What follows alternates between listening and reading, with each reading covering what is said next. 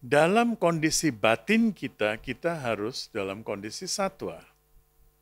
Pure, suci, tanpa noda, tanpa celah.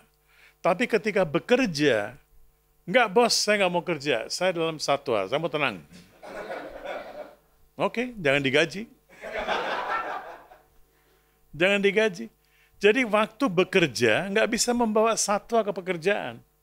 Ini banyak teman-teman kita suka salah ngerti. Oh, saya kan meditator nih. Ya meditator itu kan urusan kamu, bos kan urusan dengan gaji.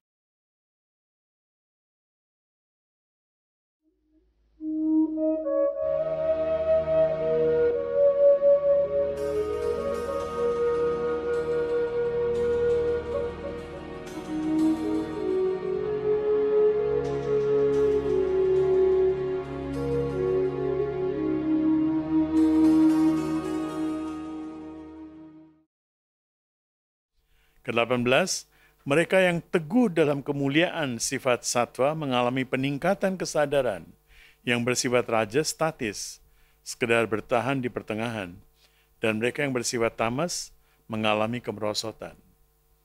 Begitu kita mengalami berada dalam sifat satwa, kita mengalami peningkatan kesadaran. Kalau rajasik, statis, ada suka, ada duka.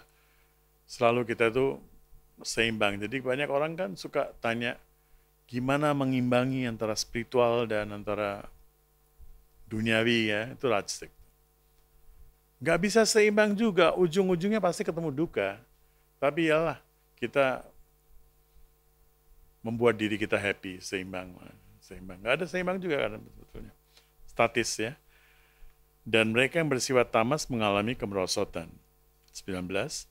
Seseorang yang memiliki kemampuan untuk memilah dan melihat ketiga sifat tersebut sebagai pelaku, sekaligus menyadari hakikatku sebagai jiwa agung yang melampaui tiga-tiganya, menyatu dengan diriku. Tuhan berada di atas tiga sifat itu. Dia tidak kenal sifat-sifat ini. Begitu kita mengenal diri kita dan kita mengetahui hubungan kita dengan Tuhan, kita melampaui ketiga-tiga sifat tersebut. 20. Dengan melampaui ketiga sifat yang menyebabkan adanya badan, jiwa terbebaskan dari kelahiran, kematian, masa tua, segala macam duka, dan meraih kesempurnaan abadi. Inilah yang kita sebut moksha. Bebas dari segala macam keterikatan, bebas dari kelahiran dan kematian yang berulang-ulang. Ke-21, Arjuna bertanya, adakah tanda-tanda jelas dari orang yang sudah melampaui ketiga sifat tersebut? Wahai Krishna, bagaimana ia bertindak? Dengan cara apa ia melampaui ketiga sifat tersebut? Ada tanda-tandanya enggak? Kamu sih udah ngomong begini. Tapi bagaimana saya tahu? Ini kan dijanji nanti kalau sudah melampaui tiga sifat itu, di sana nggak ada kelahiran lagi. Tapi ketika dia masih hidup, apa yang terjadi? Kita bisa tahu nggak bahwa orang itu sudah melampaui ketiga sifatnya atau tidak? Krishna menjawab, ke-22, wahai Arjuna, ia tidak menolak cahaya kebijaksanaan yang muncul ketika sattva dominan, gairah untuk berkegiatan ketika rajas dominan, dan keterikatan ketika tamas dominan. Dia tidak menolak. Ini penting sekali. Dalam kondisi batin kita, kita harus dalam kondisi satwa. Pure, suci, tanpa noda, tanpa celah. Tapi ketika bekerja, enggak bos, saya nggak mau kerja, saya dalam satwa, saya mau tenang. Oke, jangan digaji. Jangan digaji. Jadi waktu bekerja nggak bisa membawa satwa ke pekerjaan. Ini banyak teman-teman kita suka salah ngerti. Oh, saya kan meditator nih. Ya meditator itu kan urusan kamu, bos kan urusan dengan gaji. Produktivitas kamu seberapa? Bos nggak berurusan dengan satwa kamu. Satwa itu urusan kamu, mau moksha kan bukan bos kamu yang moksha. Nggak dibagi-bagi kan mokshanya. Jadi hubungan dengan bos adalah hubungan rajas. Jangan dibawa satwa ke sana. Nah kalau mau tidur, jangan bawa satwa. Meditasi, saya 7 jam nggak mau tidur. Sakit. Atau jam tidur masih pakai gadget, masih pakai komputer. Sakit juga. Itu adalah sifat rajas. Jam tidur adalah jam tidur, itu adalah jam tamas. Matikan lampu, maksimal sekarang di Bali kita jam berapa itu? Jam, enggak apa, wifi-nya dimatiin jam berapa itu? 10 atau 11 ya? 10 11 kita matikan wifi sekarang. Matikan wifi dan sekarang di sana memang kalau cari signal nggak bisa dapat signal kecuali dia keluar dari tempat. Di jam 11 kita 11 10 kita matikan wifi. Besok paginya setelah selesai yoga apa jam 8 baru kita on lagi, switch on lagi.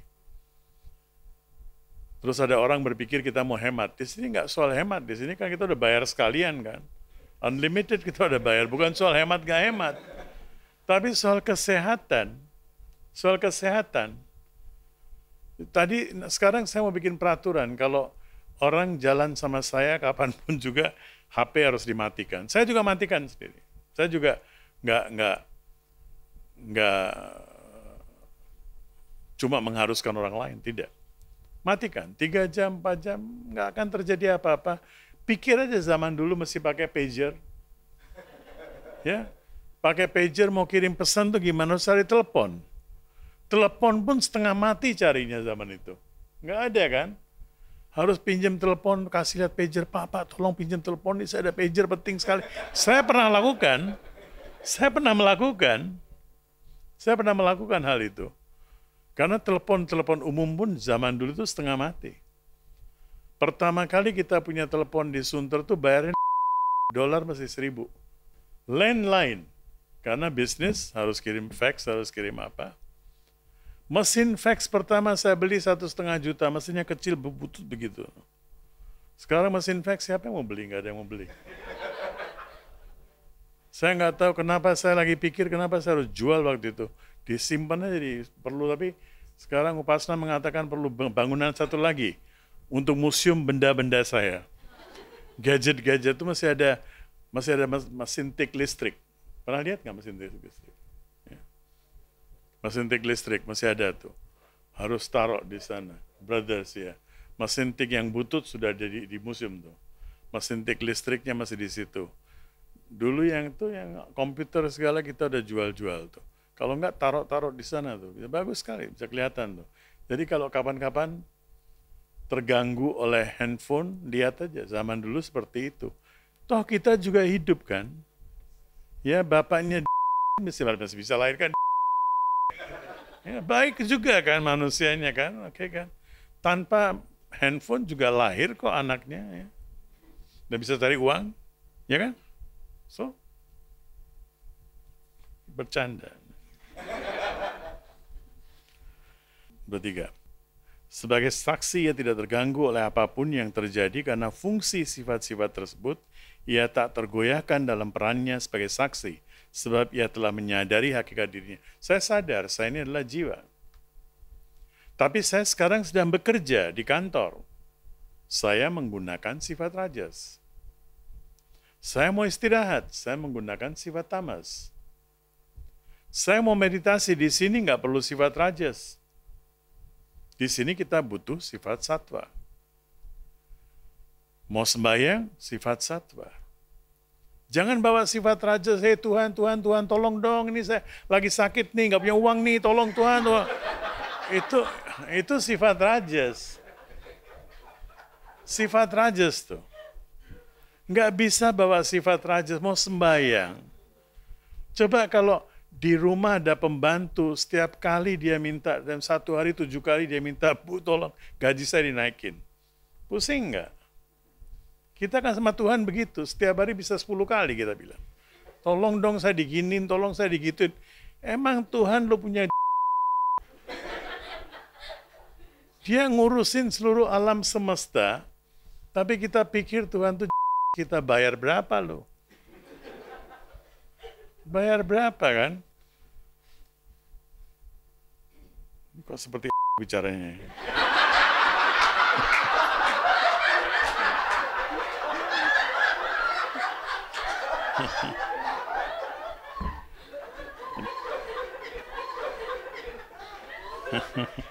Baru sadar, satuannya baru muncul. Nanti kalau Dengar pasti dia seneng tuh ya. Dikasih fotonya. Gitu. 24.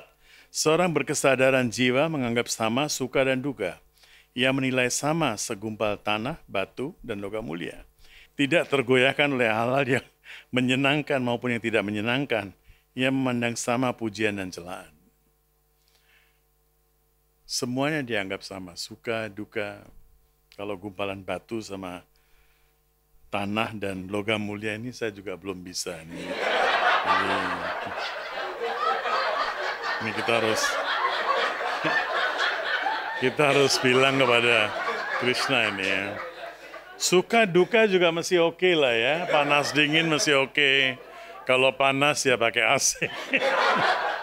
Kedinginan pakai selimut ya. Tapi kalau tanah gumpalan ini agak berat nih. Keduanya ya fair aja gitu.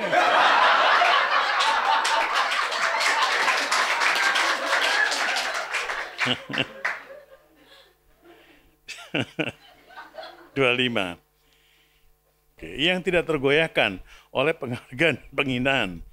Ya, kita tergoyahkan, tapi memang sebetulnya yang dihina itu siapa? Dihina itu siapa? Kena di mana penghinaannya? Kadang-kadang kita dihargai, kita merasa begitu terangkat, waduh udah hebat sekali ya.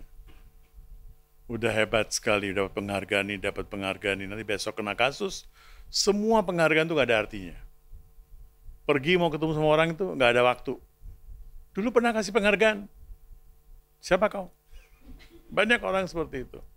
Banyak orang seperti itu, dapat penghargaan, dia pikir, wah saya gak pernah bisa ini, gak pernah bisa itu. Penghargaan, penghinaan, bersikap sama terhadap kawan dan lawan. Itu juga penting sekali karena kawan bisa berubah menjadi lawan. Lawan bisa berubah menjadi kawan.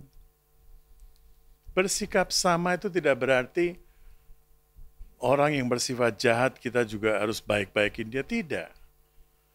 Di setiap rumah kita punya pagar untuk apa? Banyak di Eropa, di Amerika, banyak perumahan nggak punya pagar. Karena tidak ada lagi di sana pencuri. Di sini kalau ada pencuri ya kita tetap harus ada pagarnya kan. Jadi tidak berarti bersikap sama dengan kawan dan lawan itu setiap orang kita harus sapa, enggak. Tapi kalau ketemu di jalanan ya jangan cemberut lah. Walaupun dia lawan ya senyum-senyum lah, apa salahnya sih. Dia nggak mau senyum ya jangan apa-apa. Kalau mata ketemu mata nggak senyum ya janganlah senyum, tapi jangan lebih dari itu. Jangan lebih dari itu. Nah sekarang banyak orang kan cinta sama binatang itu bagus sekali. Saya juga sangat-sangat mau menyayangi binatang. Tapi coba binatang dibawa ke tempat tidur, dicium, di apa ini kan nggak masuk otak nih. Saya tuh kadang-kadang berpikir nih kok sampai begini jadinya. Nggak masuk otak juga. Sayangi binatang, kasih makan tuh binatang tuh jadi bingung sendiri loh. Dia bingung sendiri, ini kok jenis binatangnya nggak sama dengan saya, dia cium-cium saya untuk apa? Punya anjing dicium-cium begitu ya, dia tuh stres berat sebetulnya. Coba pernah nggak menempatkan diri sebagai binatang? Dia stres berat, dia maunya main dengan sejenisnya. Ini tiba-tiba ada binatang besar sekali.